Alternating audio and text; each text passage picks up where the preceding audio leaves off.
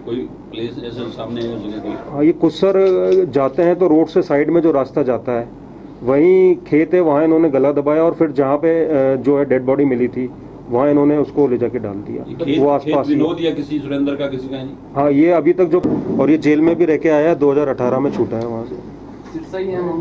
वो भी हम इंक्वायरी कर रहे हैं कि अगर लापरवाही हुई है तो निश्चित रूप से उनके खिलाफ अनुशासनात्मक कार्रवाई होगी।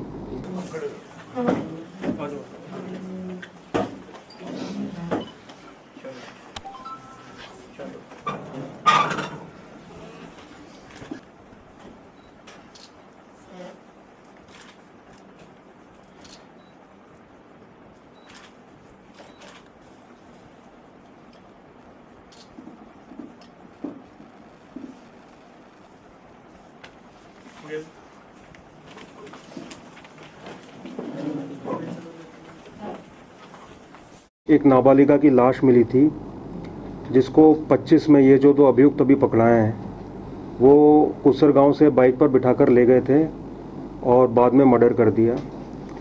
उसमें हमारी एक एसआईटी गठित हुई थी जिसमें हमारे डीएसपी एलनाबाद, हमारे सीआईए सिरसा इंचार्ज प्रदीप और कई अन्य लोग थे जिनकी इसमें काफ़ी कड़ी मेहनत रही।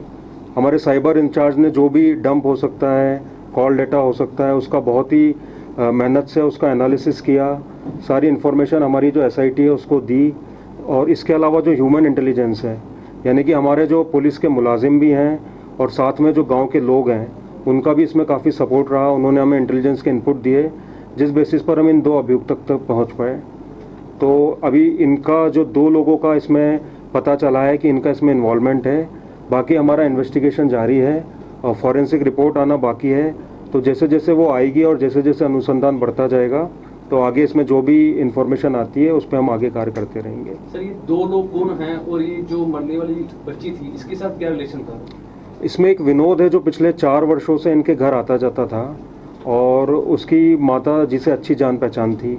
तो अभी तक जो तथ्य सामने आया उस हिसाब से जो लड़की थी उसकी अनबन भी हुई बीच में और वो थोड़ा इससे नफरत करती थथी।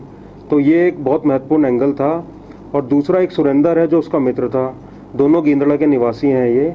और बस यही एक इनके जो मुख्य कारण यही समझ में आया है कि जो लड़की बार बार ऑब्जेक्ट करती थी तो उस चक्कर में इनके मन में जो भी रंजिश की भावना थी। बाकी दोनों अपराधी किस्म के हैं। जो विनोद है उस पर 7 पर्चे पहले के दर्ज हैं और सुरेंद्र पे 1 पर्चा दर्ज है। तो क्या इसमें कोई और लोग भी इन्वॉल्व हैं? अभी जैसे जैसे देखिए इन्वेस्टिगेशन होगा तो और चीज़ें क्लियर होंगी। अभी हम इनको पेश करके और पुलिस रिमांड लेंगे तो और जो है गहराई से पूछताछ होगी तो और चीज़ें इसमें क्लियर आएंगी। विनोद का इनके घर कोई गलत नज़र से आने जाने का कोई बात है सामने? हाँ, अभी देखिए ये भी कंफर्म कहना मुश्किल है लेकिन ऐसा कुछ लगा है आइडिया इसमें। सर, विनोद ये वही लड़का है जिसको पहले ही दिन पुलिस ने हिरासत में लिया था लेकिन ग्रामीणों के विरोध के बाद उसको एक बार छोड़ दिया था। हाँ, पूछताछ इस पर चल रही थी पर हमारा पहले ये था कि जिसको भी घर वालों को जिस पर शक है उससे पूछताछ की जाए। और 25 को जब ये वाकया हुआ था तो हमने जैसा उन्होंने बताया उन लोगों से पूछताछ की। साथ में जहाँ भी रेड की वो थी हमने रेड भी की थी फतेहाबाद और अन्य जगह पे जहाँ जहाँ घर वालों ने बताया। लेकिन बाद में मैंने वही बताया कि जैसे हमको पता चला मोबाइल लोकेशन से, जो गाँव से इंटेलिजेंस इनपुट आए, तो फिर हमको ज़्यादा शक हुआ कि ये जो है विनोद का इसमें ज़्यादा इन्वॉल्वमेंट है। तो फिर उससे गहराई से पूछताछ की। बात में कितना सच्चाई है दुष्कर्म को लेकर? वो देखिए अभी जैसे जो फॉरेंसिक की रिपोर्ट आएगी, जो पोस्टमार्टम हुआ है, जो विसरा गया हुआ है, उसके बाद ही उसमें हम कुछ क्लियरली बोल पाएंगे।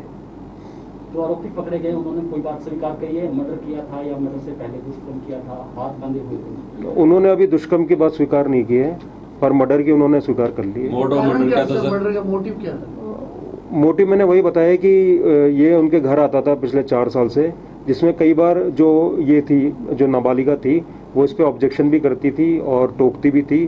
तो ये कारण था और इन्होंने एक चुन्नी उससे गला दबाना इसका मोड ऑफ मर्डर बताया है।